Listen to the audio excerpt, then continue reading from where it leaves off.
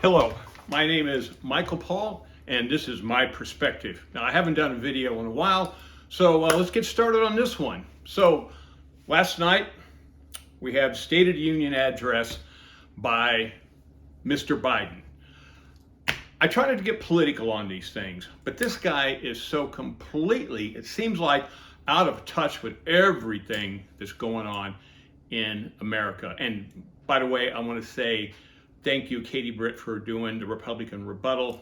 Excellent. Thank you very much for that.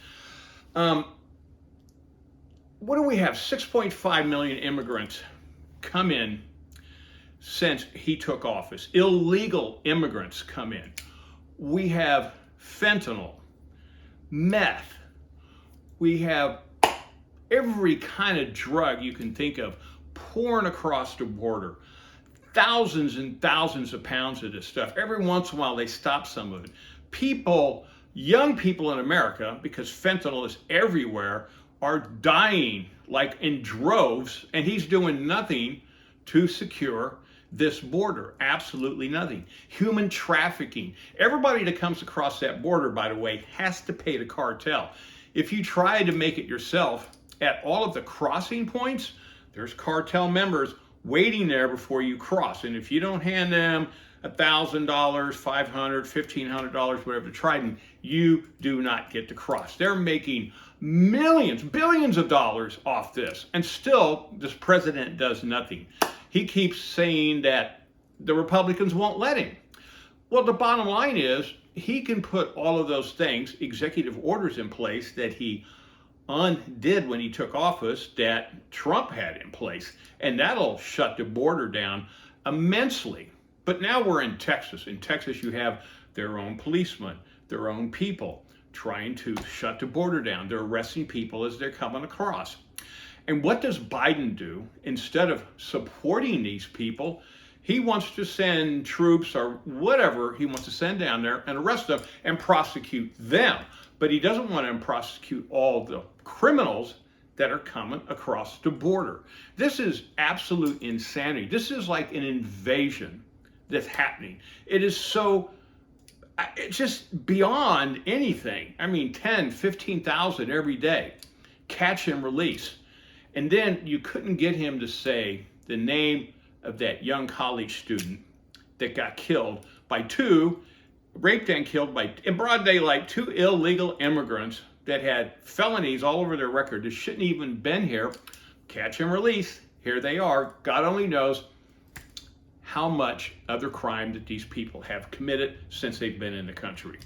And you talk about immigrant crime, well, it's through the roof. So you listen to some news, they say yes, others no. But you realize that a lot of these places that in the beginning, when they were claiming that they're sanctuary cities, okay, whatever the crime happened, they didn't say, oh, this was immigrants committing this crime and this is where they just lumped it all together. If you separate it, the crime is soaring. Look at New York. They were a sanctuary city. Now they don't want to be anymore. Nobody is safe, including cops, to walk down the street. They had to bring the National Guard and put them in the subway just so people can ride the subway. Some of the immigrants are forming immigrant gangs that are attacking everybody everywhere and taking everything they have. This used to be one of our great cities and is actually destroyed by Biden's plan to just let the border be wide open. I just can't imagine how do I say it? I just can't imagine how this happens in America. This is not America. My mother is an immigrant, did it legally. There's legal processes for immigrants. And it doesn't make any difference if it takes a year or 10 years. That's our country. We decide when somebody comes into this country, not you. Just because you want to get in today, tomorrow, it doesn't mean it's going to happen this way. But you don't just pour across. And other things that I see going on in the country. So if you read and educate yourself, we're all of these other things. So in the Red Sea, the Houthis are attacking everything. Our battleships, cargo ships, oil tanker ships, anything they can attack. We're barely responding to this. They're attacking our warships that are there to protect other ships, and we barely respond to this. Now we know that Iran is backing all of this. We know that they're doing it. There's no doubt. Both sides of the news, whether you're on the Democratic channels or Republican channels, know that Iran is backing this. So how come we're not taking it out on Iran? We could just pretty much just wipe out all of their naval forces, and they go, and if this doesn't stop, we're going to take other things out. And I'm not being fanatical when we say that. We're being attacked, and we need to respond to this. Now let's get into more of Biden's policies. Now, the Republicans, of course, want money. Everybody should want money to secure the borders. And Biden is always saying they won't let him do anything. And he wants to give billions and billions of dollars to Ukraine, billions of dollars to Israel, $1 billion to the Palestinians, the ones who started all this. And that is ridiculous. Now, I believe we should support Ukraine. I definitely support Israel, and I always have. But I don't want our people in the Senate or the House of Representatives approving any bill unless it contains about 5 or 10 billion for border protection and laws in there to where we can shut the border down. I'm not going to be more concerned about Ukraine and more concerned about Israel than I am about my own damn country. So it all has to be tied together. It doesn't have to be tied together. They could just have a bill and we need 10 billion for the border. But until that happens, I don't want our politicians approving anything for other countries. If we're not going to protect our own country, I'm sure in the heck is not going to send 50 billion, to Ukraine, 10 billion to Israel, $1 billion to the Palestinians, which started all this stuff in the first place. $1 billion? You really think that Hamas won't get his hands on that $1 billion and use it to buy more weapons? That is just so absolutely idiotic that they would even think along that ways. And on top of that, what about the European countries that are more threat from Putin and this Ukraine thing than we are? It just seems like they're going to fall apart if they don't get 50 billion from us. What about all the other countries in Europe? All the countries, that are part of this, well, let them put up the money. It seems like it all falls back on the United States. Like Ukraine can't do anything unless they get another 50 billion from the United States. Now, I'm all for supporting this. Putin's aggression needs to be checked. This is a monster. This man is out of control. He's a complete dictator and he's a complete monster. You have to put him in the same level of monsters as Hitler, as Stalin. That's exactly who he is. He's from that old school, and that is truly who Putin is. Now, enough about that. And then we look at China. Well, China, now, I don't blame China if they want to sit there and say, we want to be the #1 economic powerhouse, we want to be the #1 military powerhouse, we want to be #1 agricultural powerhouse. I guess they have a right to do it. It's their country. We're always pushing for those things, but we can't fall behind China. But China has, now, these numbers are different. They're all over the place, but I'm thinking it's somewhere around, China is buying up all our agricultural land.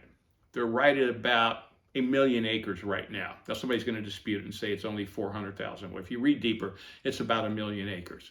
Now our farmers make grain and wheat, corn. We send it all over the world. We send tons of it to China and our farmers make money. But now China wants to be agriculturally strong, and they realize that gives them even more power over everything else in the world. So now they can come over here and grow corn, wheat, whatever it is they need over there on their own 1 million acres, and then send it to China, and now our farmers don't make any money. Why would we allow foreign governments, and this is not just Chinese people, this is the government of China coming over and buying up our land? And I keep hearing these things, and it's just Biden doesn't address anything. All they're worried about is Trump, Trump, Trump, Trump. I mean, come on. What it's like in one of the cases in Georgia, they got like 95 felony indictments against him. That is insane. I think John Gotti had, and he's the mob boss of all of New York, which all these crimes he committed.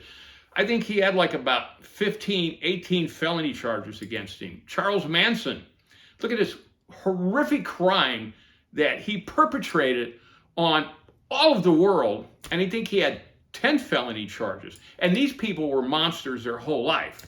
And then you have Trump, raises a good family, businessman, and they just keep going after him. Anybody that can't see that this is political, they just want to, they're afraid to run against him. They're afraid he's going to win again, and they're going to try and destroy him any way they can instead of letting the voters decide. America, wake up. There's going to be an election. The voters are going to decide this election, and that's the way it works in America. So I'm going to try and wrap things up, but this needs to be fixed. And it really means that the Democrats and Republicans need to get together and fix this. We know that Biden is not going to do it. I have no idea what this man is thinking or talking about. It seems that anybody can see that his mental capacity is diminished. But it's even worse than that. Behind him, we got Kamala Harris. I mean, seriously? I don't understand how two people of this absolutely weak people that just don't get it got into power in the first place. Maybe it's just a ridiculousness that of all the people we have in America, all these great people we have in America, it comes down to Trump and Biden again. I mean, I thought that DeSantis made sense. DeSantis has a good history of serving the country in the military, for being the governor of Florida. Takes care of immigration down there. He takes care of Florida. And nobody wanted him. I liked him. I mean, you know, Nikki Haley seemed like she had some good ideas, but I'm not sure that she would carry through on some of the things we need to carry through on. I know that Trump, you know, as controversial as he is, he gets into office, well, we didn't have the Houthis attacking us, and they'll stop attacking us. We didn't have Iran perpetrating all this stuff on us by getting other Muslims that they radicalize and get them to attack and come after America and Israel and other parts of the world. And that border is going to get shut down. And right now, the number one thing, as far as I'm concerned, that he really didn't address in his State of the Union address is the border crisis. That is the number one thing that's got most Americans concerned, and this president needs to step up and do something about it. All right, that's all I've got to say for today. I'm Michael Paul, and this is my perspective. If you like my channel, subscribe, give me a like on this video. Everybody, have a great day.